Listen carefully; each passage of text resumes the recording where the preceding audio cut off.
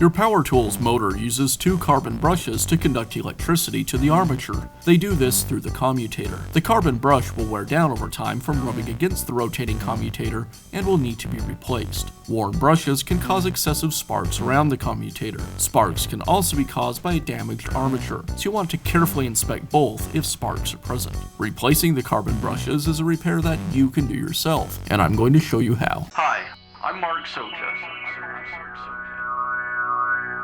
Do-it-yourself repairs like these are easier than you might think. From lawn machines to cordless drills, kitchen mixers, Outdoor grills. our how-to videos walk you through each repair from start to finish. So doing it yourself means never having to do it alone. Let's get started. The brushes are secured with brush caps. I'll use a screwdriver to remove them. I'll unscrew the brush cap, and then I can remove the brush. To install the new brush, I align it with the brush holder and insert it.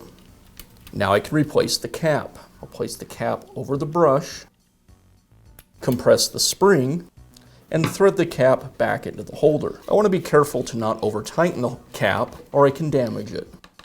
I'll repeat this on the other side.